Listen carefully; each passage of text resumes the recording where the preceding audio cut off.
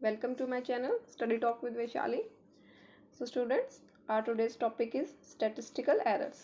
Data collection and classification के जो series है उसके अंदर ये टॉपिक है स्टैटिस्टिकल एरर्स, ठीक है, जो कि यूजीसी नेट कॉमर्स पेपर 2 के लिए इंपॉर्टेंट है और बिजनेस स्टैटिस्टिक्स की यूनिट में इंक्लूड होता है। तो देखिए स्टूडेंट्स, लास्ट लेक्चर में हमने क्लासिफिकेशन की थी कि किस टाइप से डाटा को क्लासीफाई किया जा सकता है। आज हम देखते हैं स्टैटिस्टिकल एरर्स क्या होते हैं। तो देखिए, statistical data are either obtain by measurement और बाय ऑब्जर्वेशन, की जो डाटा है वो हम कैसे ऑब्टेन कर सकते हैं, या तो मेजरमेंट से या फिर ऑब्जर्वेशन से। तो डाटा कलेक्ट करते वक्त जो एरर्स आते हैं उनको स्टैटिस्टिकल एरर्स कहते हैं। स्टैटिस्टिकल डाटा के अंदर जो एरर्स आते हैं ऑब्जर्वेशन के टाइम पे या फिर मेजरमेंट के टाइम पे, क्योंकि जो भी डाटा हम कलेक्ट करते हैं उसके अंदर 100% एक्यूरेसी नहीं होती। ऑब्जर्व वैल्यू, ट्रू वैल्यू और ऑब्जर्व वैल्यू के बीच में जो डिफरेंस होता है उसको ही स्टैटिस्टिकल एरर्स बोलते हैं। तो देखिए, स्टैटिस्टिकल डाटा जो है वो मेजरमेंट या फिर ऑब्जर्वेशन से ऑब्टेन किया जा सकता है। So it is not possible to ensure perfect accuracy. तो ज़रूरी नहीं है कि डाटा के अंदर परफेक्ट एक्यूरेसी हो।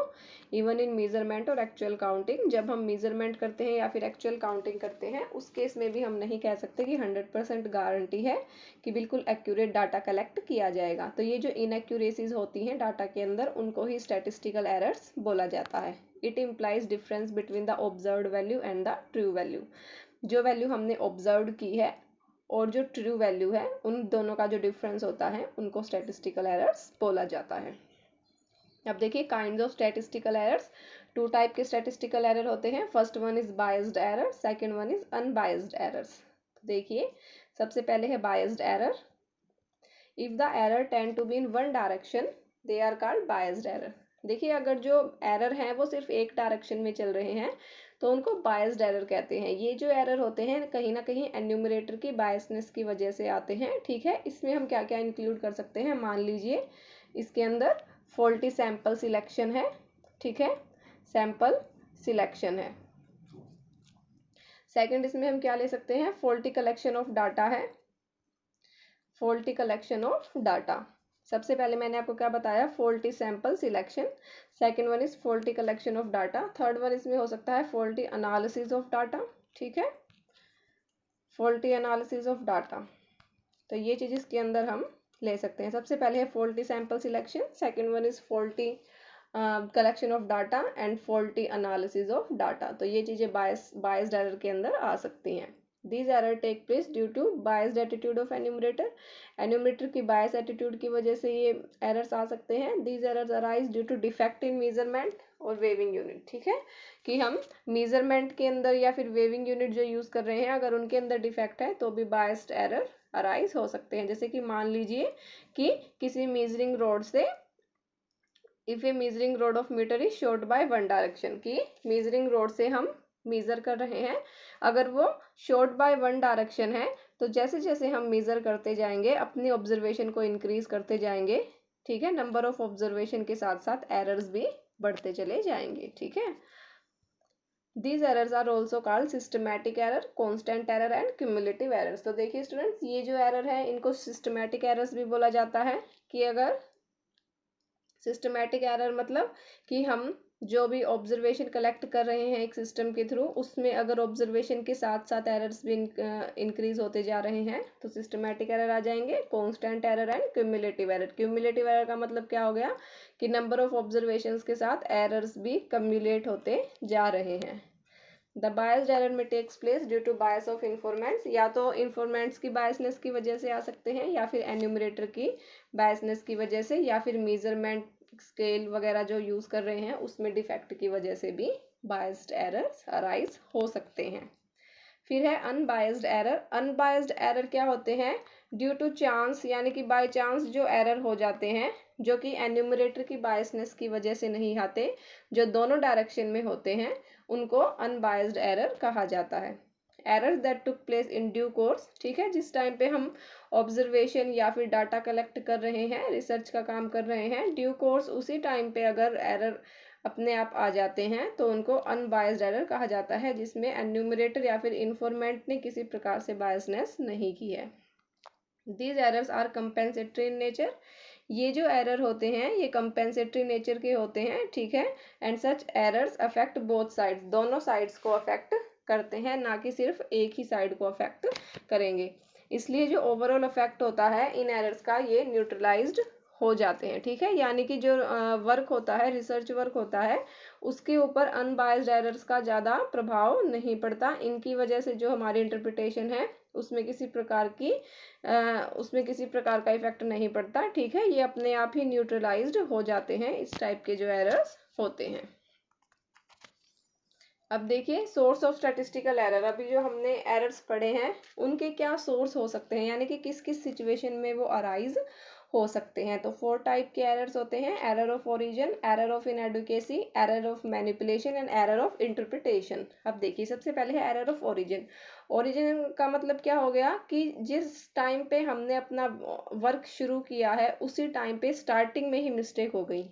यानी कि अगर सब्जेक्ट मैटर में डिफेक्ट है, स्टैटिस्टिकल यूनिट्स को कलेक्ट करते वक्त हमने बायसनेस की है, एन्यूमरेटर ने बायसनेस की है, ठीक है। अगर डिफेक्टिव क्वेश्चनेयर यूज किया गया है, यानी कि स्टार्टिंग पॉइंट्स में ही अगर एरर है तो वो एरर ऑफ ओरिजिन आ जाएगा। इसमें मैंने आपको क्या बताया, अगर डिफेक्टिव क्वेश्चनेयर है, डिफेक्टिव क्वेश्चनेयर, ठीक है, जो सैंपल यूनिट्स कलेक्ट की गई हैं उनमें कहीं ना कहीं बायसनेस आई है। थर्ड वन मैंने आपको क्या बताया, सब्जेक्ट मैटर में कहीं ना कहीं डिफेक्ट है। तो defect in subject matter, defective questionnaire and biasness of enumerator in statistical data, तो ये किसके अंदर आ जाएंगे, ये एरर ऑफ ओरिजिन के अंदर आ जाएंगे, ठीक है। और इस टाइप के जो एरर होते हैं उनको एक सिस्टमैटिक प्लानिंग के थ्रू हम चेक कर सकते हैं। सेकंड है एरर ऑफ इनएडुकेसी। देखिए स्टूडेंट्स, इनएडुकेसी का मतलब क्या है, such errors may take place when the size of sample is very small and it is not true representative of the universe, ठीक है। जब सैंपल साइज हम बहुत ही स्मॉल ले लेते हैं, जब सैंपल साइज जो है वो बहुत स्मॉल लिया जाता है तो वो ट्रू रिप्रेजेंटेटिव नहीं होता पूरी पॉपुलेशन का, ठीक है। तो उस टाइम पे भी क्या होता है, एरर ऑफ इनएडुकेसी अराइज हो जाते हैं। और इन एरर्स को कैसे खत्म किया जा सकता है, increase in the number of sample, increase in the number of sample. जैसे जैसे हम सैंपल को इंक्रीज करते जाएंगे वैसे वैसे सैम्पलिंग एरर्स खत्म होते चले जाएंगे, ठीक है। जब हम एक प्रॉपर साइज में सैंपल्स को ले लेंगे तो हम एलिमिनेट कर सकते हैं इस टाइप के एरर्स को। फिर है एरर ऑफ मैनिपुलेशन। इसके अंदर क्या होता है स्टूडेंट्स, ये जो एरर्स है जनरली अराइज होते हैं जब हम जो भी पर्टिकुलर एवरेज यूज कर रहे हैं अगर उसका मिसयूज किया जा रहा है कैलकुलेशन के अंदर, ठीक है। अगर काउंटिंग, मीजरिंग और क्लासिफाइंग जो है कर रहे हैं हम स्टैटिस्टिकल डाटा का, उसके अंदर किसी प्रकार का एरर है तो इस टाइप के एरर जो है अराइज हो जाते हैं। तो देखिए एरर ऑफ मैनिपुलेशन क्या हो जाएगा, error in classifying, measuring and counting, ठीक है।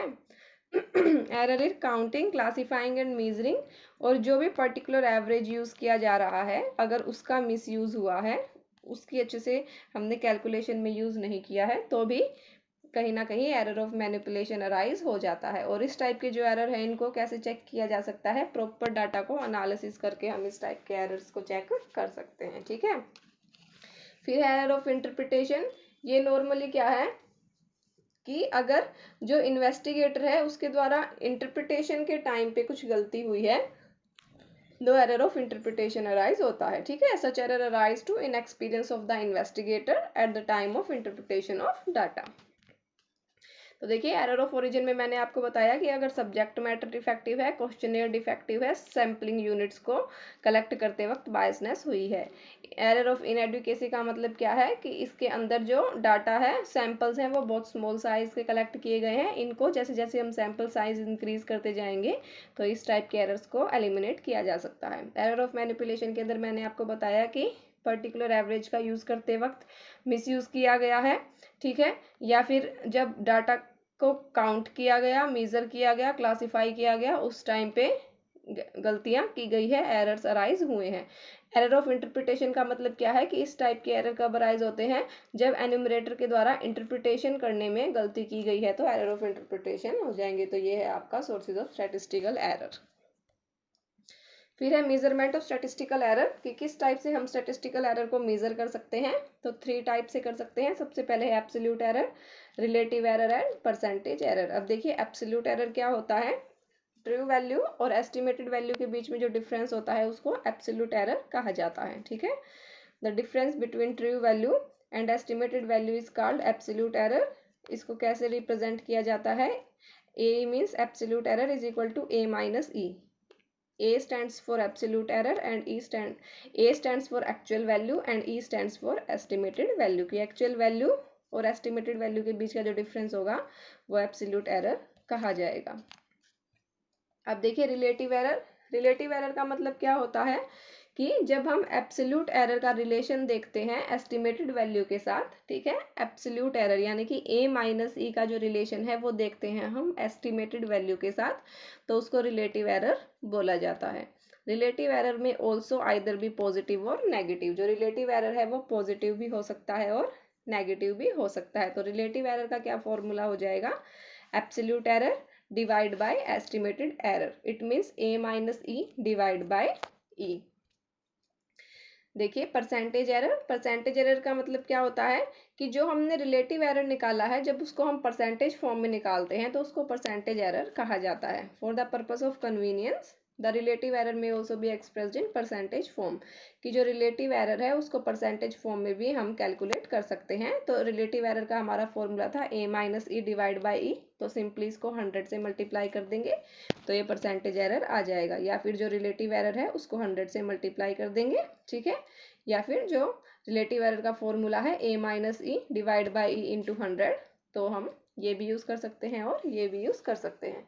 तो स्टूडेंट्स ये जो 3 एरर्स हैं, एब्सोल्यूट एरर, रिलेटिव एरर, ठीक है, एंड परसेंटेज एरर, इनके फॉर्मूले पूछ लिए जाते हैं एग्जाम में डायरेक्टली, तो आप इनके फॉर्मूले अच्छे से देख लीजिएगा।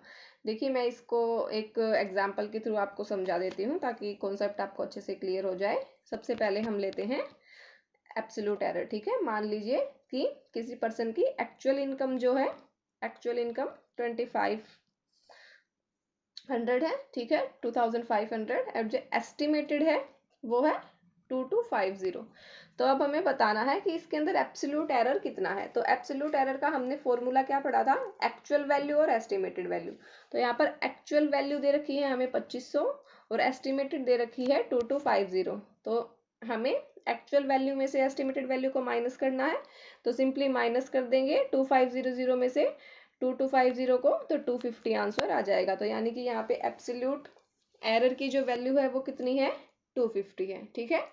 सो द एब्सोल्यूट एरर में आइदर भी पॉजिटिव और नेगेटिव, जो एब्सोल्यूट एरर है वो पॉजिटिव भी हो सकता है और नेगेटिव भी हो सकता है। If the actual income is more than the estimated income, absolute error will be positive and vice versa, ठीक है, कि जो एब्सोल्यूट एरर है वो पॉजिटिव भी हो सकता है और नेगेटिव भी हो सकता है। अगर जो एक्चुअल इनकम है यानी कि जो एक्चुअल वैल्यू है वो ज़्यादा है एस्टिमेटेड वैल्यू से, यानी कि मैंने जो आपको अभी क्वेश्चन बताया था उसमें जो एक्चुअल इनकम है वो ज़्यादा थी एस्टिमेटेड इनकम से, ठीक है, तो यहाँ पर जो वैल्यू निकल के आएगी वो पॉजिटिव हो जाएगी। वैसे ही रिलेटिव एरर भी पॉजिटिव और नेगेटिव होता है, ठीक है। तो इसमें हम क्या करेंगे कि इसमें रिलेटिव एरर हमें निकालना है। तो मान लीजिए कि एक पर्सन है, उसकी जो एस्टिमेटेड इनकम है वो 2250 है, ठीक है, और उसकी एक्चुअल इनकम हम मान लेते हैं, उसकी एक्चुअल इनकम है हमारे पास 2500, ठीक है, 2500। तो सेम वही है, a minus E divide by E करेंगे हम।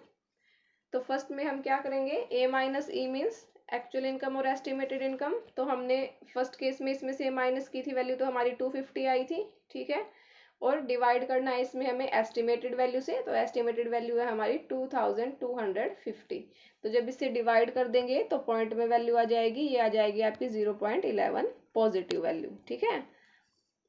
जब 250 को 2250 से डिवाइड करेंगे तो 0.11 वैल्यू आएगी पॉजिटिव। ठीक है, यानी कि पॉजिटिव रिलेटिव एरर निकल के आ रहा है। उसके बाद मान लो कि हम, चलो बस इसमें हम एक एग्जांपल बहुत है, ठीक है, या फिर इसमें हम एक नेगेटिव वैल्यू भी ले सकते हैं। मान लीजिए कि एक पर्सन है, उसकी जो एस्टिमेटेड इनकम है वो तो 2250 ही है, सेम।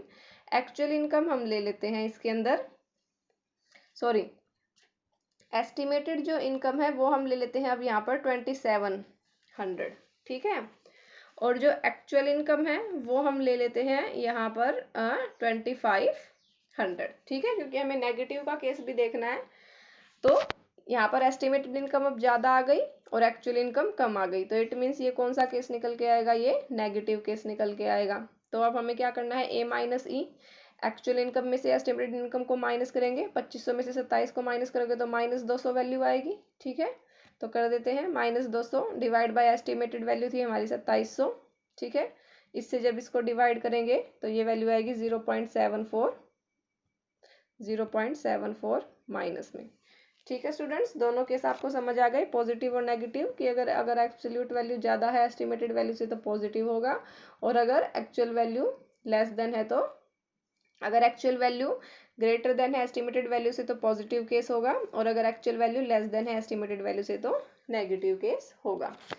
परसेंटेज एरर में सेम हम कोई भी अपनी जो हमने पहले की है वैल्यू किसी भी वैल्यू को ले सकते हैं। मान लीजिए एक पॉइंट पे हमारी 0.11 वैल्यू आई थी, तो 0.11 को हम 100 से मल्टीप्लाई कर देंगे तो सिंपल 11% आंसर आ जाएगा। तो ये इसमें तो हमें सिर्फ रिलेटिव एरर जो निकल के आता है उसकी वैल्यू को 100 से मल्टीप्लाई करना होता है, ठीक है।